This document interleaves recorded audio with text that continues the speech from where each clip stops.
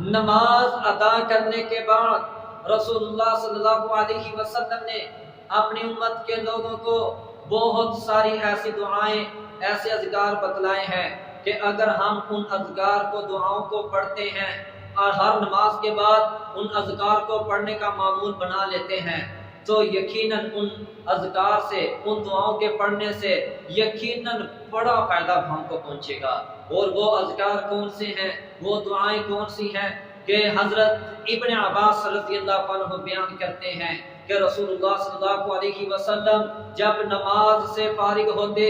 آپ کا نماز سے فارغ ہونا میں اس چیز سے پہچانتا تھا کہ آپ بلند آواز سے کہتے تھے اللہ اکبر، اور 3 مرتبہ آپ صلی اللہ علیہ وسلم استغفر اللہ استغفر اللہ استغفر اللہ یہ کہتے تھے، یعنی کہ سلام پھیرنے کے بعد ایک دفعہ بلند آواز سے اللہ اکبر، اس کے بعد آپ نے 3 دفعہ استغفر اللہ استغفر اللہ استغفر اللہ یہ کہنا ہے۔ اس کے بعد نمبر 3 آپ نے یہ دعا پڑھنی ہے اللہم انت السلام ومنک السلام تبارکت یا ذا الجلال والاکرام، اور اس کے بعد نمبر 4 آپ نے یہ دعا پڑھنی ہے رب اعنی علی ذکرک وشکرک وحسن عبادتک، اور نمبر 5 آپ نے یہ دعا پڑھنی ہے لا الہ الا اللہ وحدہ لا شریک لہ لہ الملک ولہ الحمد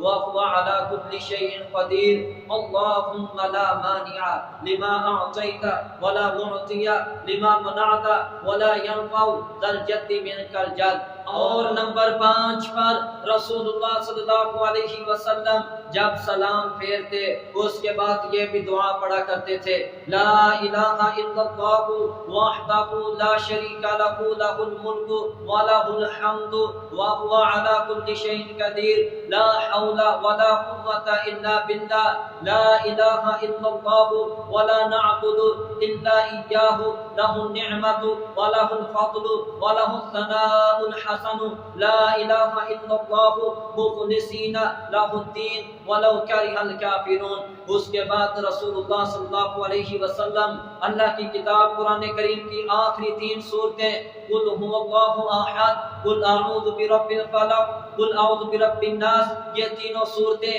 ایک مرتبہ ہر نماز کے بعد پڑھا کرتے تھے، اور نماز فجر اور نماز مغرب کی جماعت کے بعد نماز کے بعد آپ ان تینوں صورتوں کو 3 مرتبہ پڑھا کرتے تھے۔ اور نمبر 7 پر رسول اللہ صلی اللہ علیہ وآلہ وسلم نے اپنے صحابہ کرام کو، امت کے لوگوں کو ہر فرض نماز کے بعد آیت الکرسی پڑھنے کا بھی حکم دیا ہے۔ فرمایا کہ جو آدمی آیت الکرسی ہر فرض نماز کے بعد پڑھتا ہے وہ آدمی فوت ہوتے ہی رب کی جنتوں میں داخل ہو جاتا ہے۔ اور اسی طرح نمبر 8 پر رسول اللہ صلی اللہ علیہ وسلم اپنے رب تعالی سے یہ دعا کیا کرتے تھے اللہم انی اسألک علما نافعا ورزقا طیبا وعملا متقبلا۔ اور اسی طرح نمبر 9 پر رسول اللہ صلی اللہ علیہ وسلم نماز کے بعد یہ بھی پڑھا کرتے تھے سبحان ربک رب العزت عما یصفون وسلام علی المرسلین والحمد للہ رب العالمین۔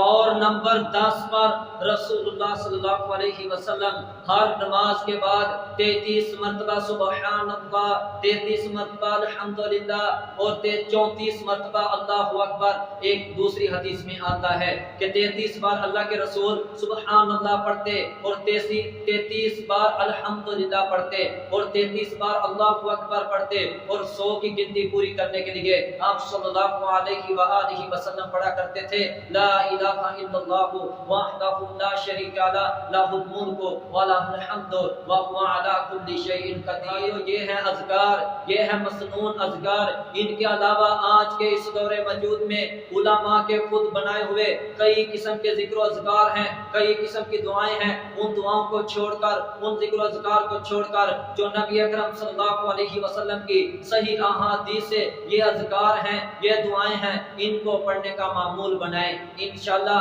یہ وہ اذکار ہیں، وہ دعائیں ہیں کہ جو رسول اللہ صلی اللہ علیہ وسلم خود بھی پڑھا کرتے تھے، اپنے صحابہ اکرام کو بھی حکم دیتے تھے، اور ان دعاؤں سے، ان ذکر و اذکار کے پڑھنے سے انشاءاللہ ہمیں اللہ اجر عظیم بھی عطا فرمائیں گے اور ان اذکار کے پڑھنے سے ہم دنیا کی بڑی بڑی مشکلات، دنیا کی